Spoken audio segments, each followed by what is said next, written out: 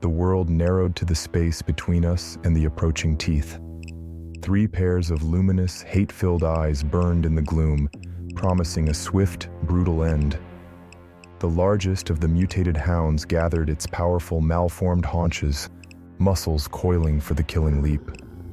Beside me, Jake made a thin, ragged sound, half whimper, half gasp, pressing himself so hard against the crumbling brick he seemed to be trying to merge with it. My grip tightened on the heavy flashlight, the knife feeling pitifully small in my other hand. Investigator's analysis failed. There was no strategy here, no angle, only the primal, hopeless instinct to fight against the inevitable tearing of flesh and snapping of bone. Time stretched, each heartbeat a thunderclap against the backdrop of rising snarls. This was it. Then, sound. Not the growls of the hounds, but something else entirely. A low, guttural roar that wasn't canine, wasn't feline, wasn't anything easily categorized. It resonated deep in my chest cavity, a physical pressure wave that seemed to shake the very air, rattling the loose bricks in the wall behind us. It was distant, yet possessed a terrifying power, drowning out the hound's aggression in an instant. The effect on the dogs was immediate, profound. The lead creature froze mid-lunge, its snarl dying into a confused whine. All 3 beasts simultaneously flattened their ears, their glowing eyes darting nervously, not at us, but towards the source of the titanic sound echoing through the twilight forest. Their ferocious certainty evaporated, replaced by a primal, instinctual terror far greater than their predatory drive. They whined again, shuffling backward, claws scraping frantically on the packed earth and dead leaves. The roar came again, closer this time, punctuated by the unmistakable crack of a large tree trunk snapping like a twig. The ground beneath our feet vibrated. Whatever was coming, it was immense, moving with destructive force. The hounds needed no further convincing. With yelps of pure panic, they turned as one and bolted, melting back into the undergrowth, their earlier menace completely forgotten in their desperate flight from this new, infinitely greater threat. Silence descended, heavy and suffocating, broken only by the frantic thumping of my own heart and Jake's ragged, shallow breaths. The immediate danger was gone, vanished as quickly as it had appeared, but the relief was fleeting, instantly overshadowed by a new, more profound dread. What could possibly terrify those abominations? Another tremor shook the earth, more snapping wood, louder now. Something colossal was moving through the forest, paralleling the wall, perhaps 50 yards away. I didn't dare peek over the crumbling bricks. Didn't need to. The sheer scale of the noise, the vibrations, painted a terrifying picture. I caught glimpses through gaps in the foliage, movement that blotted out the last vestiges of twilight, a shape that seemed to absorb the light, impossibly tall, impossibly broad. It wasn't walking like any animal I knew. The footfalls were too heavy, too slow, yet covered ground with alarming speed.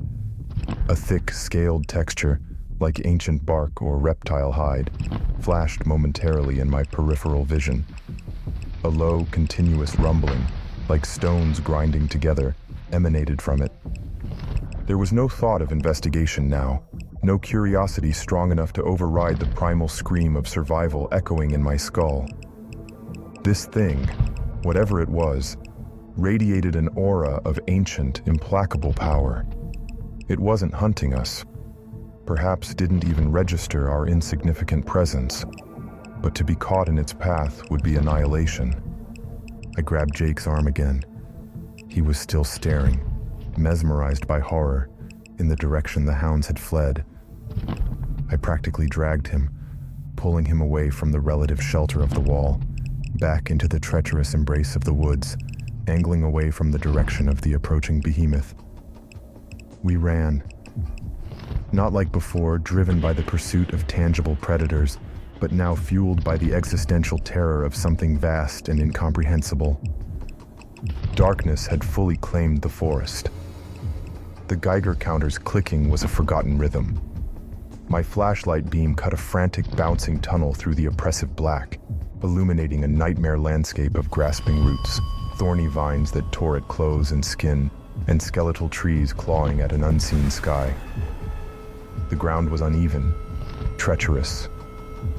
Twice I stumbled, catching myself at the last second, hauling Jake upright when he tripped. He ran mechanically, his face a pale blur in the intermittent splash of the flashlight beam, eyes wide and vacant with shock. Behind us, the sounds of the great creature's passage continued, a slow, destructive rhythm moving through the woods. It wasn't necessarily following, perhaps just moving inexorably towards its own unknowable destination. But its presence loomed, a terrifying pressure at our backs, urging us onward. Run faster. Don't stop. Don't look back. My lungs burned, legs screaming in protest. How long had we been running? Minutes? An hour?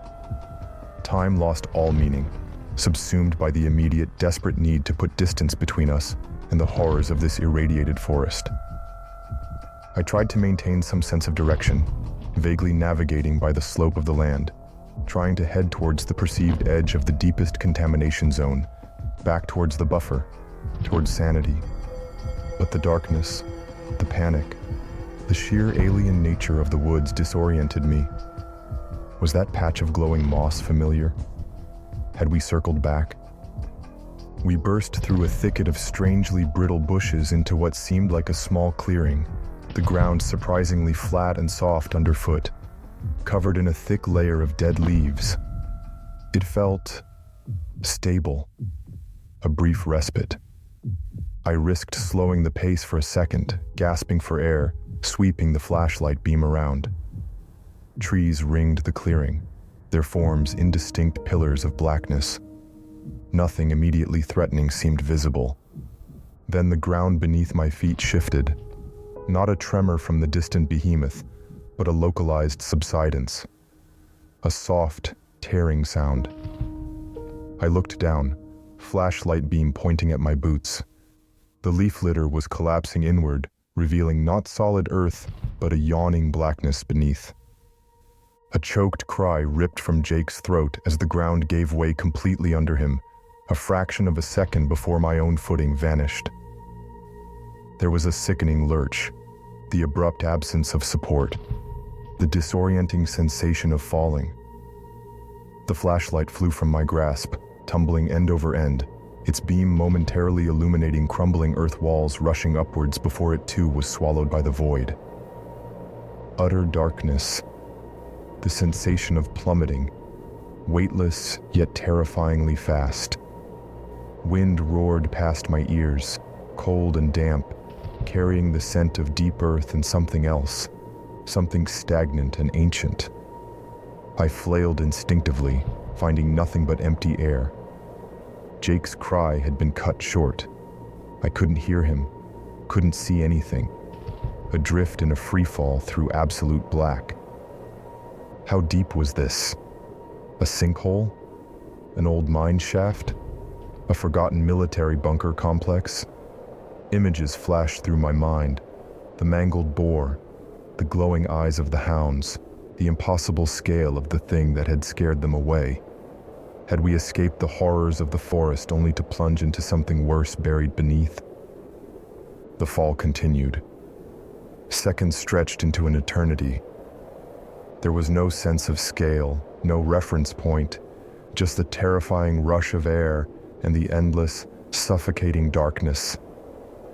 Down and down we fell, into the bowels of Chernobyl's poisoned earth.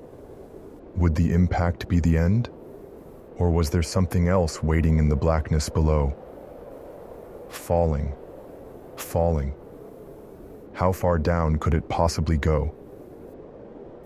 Would it ever stop?